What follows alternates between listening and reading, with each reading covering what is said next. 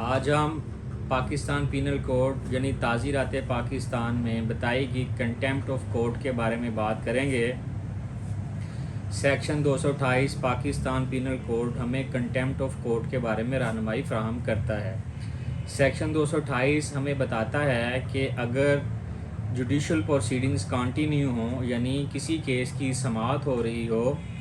और during proceeding अगर कोई पर्सन उन प्रोसीडिंग्स को समाअत को इंटरफेयर करता है, इंटरप्ट करता है, मुखल अंदाजी करता है यानी कि मदाखलत करता है, या ड्यूरिंग प्रोसीडिंग्स जो कोर्ट के प्रोजाइडिंग ऑफिसर हैं, जज साहब हैं, उनको अनाइड करता है, उनकी इंसल्ट करता है, तो कंटेमनर के ख़िलाफ़, इंसल्ट करने वाले पर्सन के ख़िलाफ़, अनाइड करने वाले पर्सन के ख़िलाफ़ जो जुडिशल प्रोसीडिंग्स को इंटरप्ट कर रहा है उसके ख़िलाफ़ सेक्शन 228 के तहत कार्रवाई हो सकती है। सेक्शन 228 जो है पाकिस्तान पीनल कोड का, क्योंकि ये सब्सटेंटिव प्रोविज़न है, पाकिस्तान पीनल कोड भी सब्सटेंटिव लॉ है, तो सेक्शन 228 की इम्प्लीमेंटेशन के लिए, इन्फोर्समेंट के लिए जो प्रोसीजर है वो CRPC में बताया गया है। CRPC का सेक्शन 195 है जो बताता है कि जिस कोर्ट की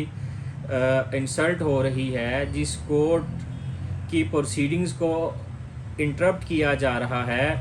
वो कोर्ट सेक्शन 195 के तहत सेक्शन 228 की कार्रवाई को कंटिन्यू कर सकती है। सेक्शन 195 जो है वो पावर ग्रांट करता है, जुरिस्डिक्शन ग्रांट करता है सेम कोर्ट को कि वो 228 की कार्रवाई को यानी कंटेम्प्ट ऑफ कार्रवाई को सेक्शन 195 के तहत इनिशिएट कर ले। यहाँ ये बात बताता चलूँ कि सेक्शन 195 में तो पावर ग्रांट की गई है, लेकिन सेक्शन 195 में पावर को एक्सरसाइज करने के बाद जो प्रोसीजर है सेक्शन 228 PPC की इन्फोर्समेंट का, वो हमें CRPC का सेक्शन 476 और 476A बताता है कि सेक्शन 195 के तहत जब कंटेम्प्ट प्रोसीडिंग को इनिशिएट कर लिया जाएगा तो जो ट्रायल होगा वो सेक्शन 476 और 476A के तहत रह के होगा, और 476 और 476A के तहत रह कर ही कंटेम्नर को सेक्शन 228 की सज़ा अनाउंस की जाएगी। अब सेक्शन 476 क्या है? 476 ये बताता है कि जिस कोर्ट की कंटेम्प्ट हो रही हो वो कोर्ट जो है वो सिविल कोर्ट हो सकती है, क्रिमिनल कोर्ट हो सकती है, या रेवेन्यू कोर्ट हो सकती है। ये बातें भी सेक्शन 476 के अंदर लिखी हुई हैं। वो सिविल कोर्ट है, क्रिमिनल कोर्ट है या रेवेन्यू कोर्ट है, जब उस कोर्ट की कंटेम्प्ट हुई है और उस कोर्ट ने सेक्शन 228 की कार्रवाई करनी है और सेक्शन 195 के तहत कार्रवाई इनिशिएट हो गई है, और जो ट्रायल होगा वो सेक्शन 476 और 476A के तहत होगा। तो 476 जो है ट्रायल का प्रोसीजर बताता है। 476 में ये लिखा हुआ है कि जज साहब की यानी कोर्ट की जब कंटेम्प्ट होगी तो कोर्ट जो है एक फैक्ट शीट मुरतब करेगी। उस फैक्ट शीट के अंदर कोर्ट वो तमाम इंसिडेंट बयान करेगी जिस तरीके से के साथ कोर्ट की प्रोसीडिंग को इंटरप्ट किया गया है, प्रिजाइडिंग ऑफिसर की इंसल्ट की गई है। वो फैक्ट शीट मुरतब करने के बाद पूरा इंसिडेंट लिखने के बाद कोर्ट एक आर्डर अनाउंस करेगी। उस ऑर्डर के तहत कोर्ट जो है वो जो कंटेम्नर है उसको अपॉर्चुनिटी ऑफ हेयरिंग फ्राहम करेगी, यानी अपॉर्चुनिटी ऑफ हेयरिंग फ्राहम करने के बाद ही कोर्ट उसको सज़ा देगी। तो अपॉर्चुनिटी ऑफ हेयरिंग फ्राहम करने के बाद अगर कोर्ट को लगता है, सेम कोर्ट को लगता है, पहले भी बताया है सेम कोर्ट जो है वो सिविल, क्रिमिनल या रेवेन्यू कोर्ट हो सकती है, उसको लगता है कि कंटेम्नर को सज़ा मैंने खुद अनाउंस करनी है, तो वो जो सज़ा अनाउंस करेगी वो सेक्शन 480 CRPC के तहत बताई हुई सज़ा अनाउंस करेगी। सेक्शन 480 में ये लिखा हुआ है कि कंटेम्नर को कोर्ट का टाइम ख़त्म होने तक कोर्ट में डिटेन किया जा सकता है या उसको 200 रुपये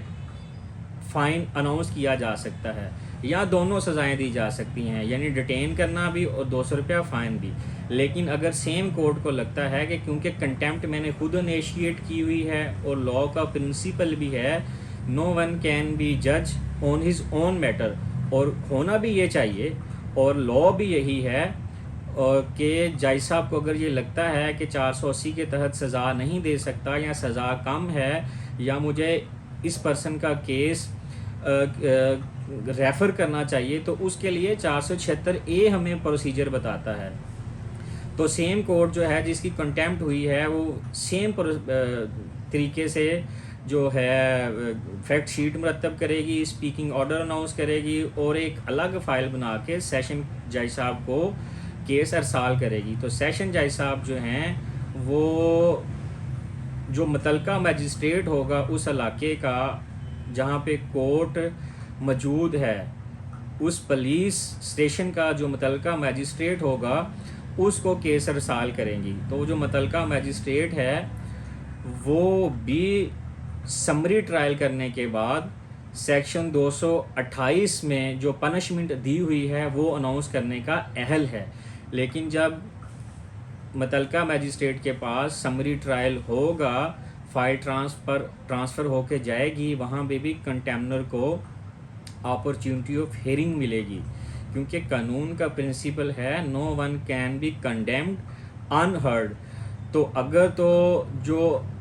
कंटेम्प्ट का एलिगेशन है वो प्रूफ हो जाता है मुतलका मजिस्ट्रेट साहब के पास जिनको फाइल ट्रांसफ़र हुई है, तो वो सेक्शन 228 के तहत जो सज़ा बताई हुई है 6 माह